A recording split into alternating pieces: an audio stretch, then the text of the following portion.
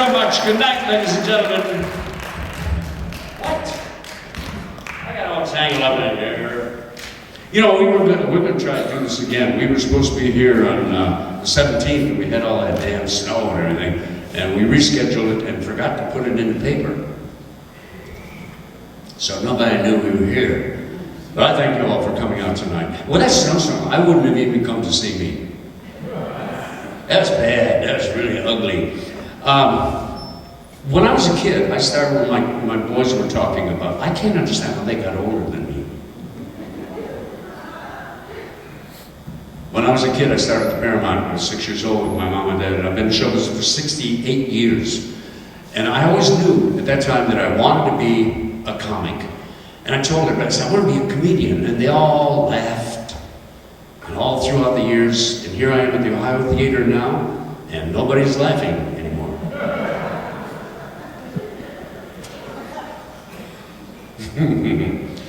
I got up at 10 o'clock this morning for absolutely no reason at all, because I didn't have a damn thing to do until right now. I don't know, what the hell am I up at 10 o'clock for? I'm 75 years old and I'm healthy. I feel great. I'm regular, 8 o'clock sharp every morning. What? I do the punchline and people go, I'm doing a straight line, they're going, ha ha ha. Jesus.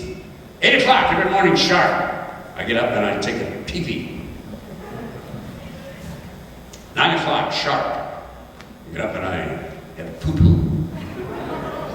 10 o'clock sharp. I wake up. Think about that later on tonight, going home, you'll laugh your ass off.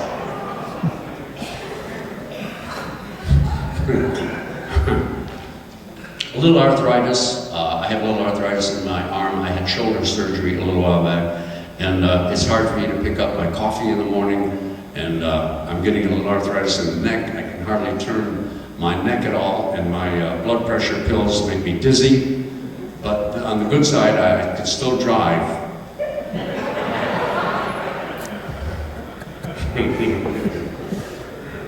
I get that, I guess. It goes through the family. My grandpa and my grandma.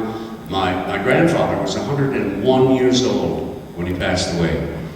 He sat down in the chair, and he closed his eyes, and he died.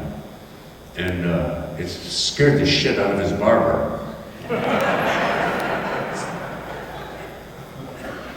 And my grandma, God bless her, 99 years old, I bought her one time for Christmas, I bought her a toy poodle. And she killed the little thing trying to shove batteries in its ass. Now I know what you like. We'll go along that road. Last week I went to the Kroger store, talking about old people. I go to the Kroger store, I park a car, and I see this old man. He's pushing about probably 20 carts through the thing, and he's pushing, and I went over to him and I said, pardon me, sir. I said, but do you realize that somebody else might want to use one of those carts? Pissed me off. Then a kid pulled up, and this really bothers me. Pulled into a handicap zone, and this kid, probably 17, 18 years old, bounced out of this SUV. I went over there and I grabbed him and I kicked the hell out of him. Got him down on the driveway and busted his face. Everything's going good till his grandma got out of the other side, hit me with her walker. Saw something unusual the other day. I saw a guy using a payphone. People don't use payphones anymore. There's a guy using a payphone. Another unusual thing about it, he had a ponytail, which is completely in the past. Anybody got a ponytail tonight? This is the thing in the past. Use your cell phone in a ponytail. The only people that have ponytails today are rapists and folk singers. So ladies, if you see a guy come up to you with a ponytail who hasn't got a guitar, get the hell out of there. I'll wait. Next week, I am going to go and get an MRI to see if I have claustrophobia.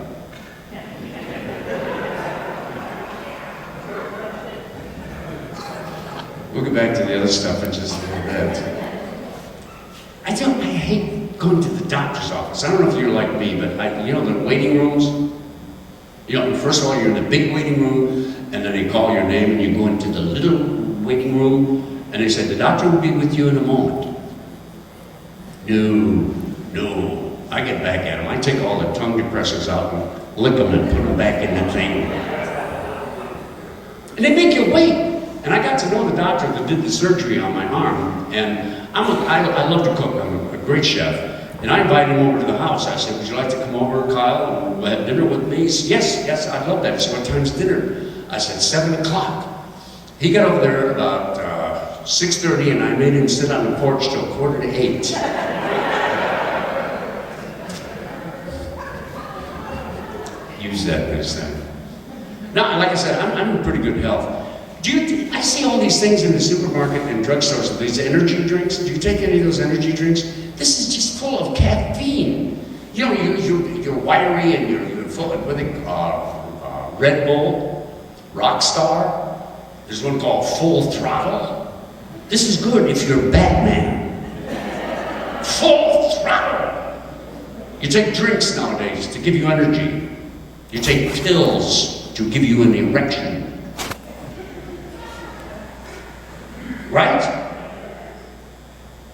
What if you take the pill for an erection and you forget to take the drink for the energy? There you go. What the hell am I going to do with this? What do you do? Dip it in the energy drink? They got Viagra, Cialis. You see this all on television. The stuff is on television. There's a guy in a bathtub and a woman in a bathtub. You see that at the end? Each one of them, I figure, if this does that to you and he can reach over there into that tub, I'm going to take some of that stuff. This far away. And it's getting to be old hat. I mean, they're using the same damn thing on the Viva la Viagra, Viva. And it costs a lot of money for them to write these slogans. And I'm thinking to myself, there's a lot of old slogans on television that they could use for Viagra and Cialis. And I happen to have written a few of them down.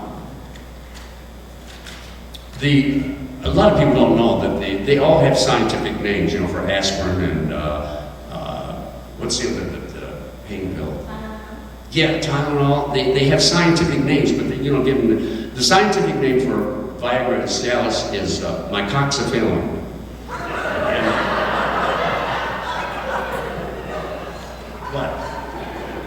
That's a scientific name. I'm being scientific here. And there's other slogans that they've used in the past. I figure, why don't they use these for Viagra and Cialis? How about, what's up? They could use that. Another one, the quicker picker-upper.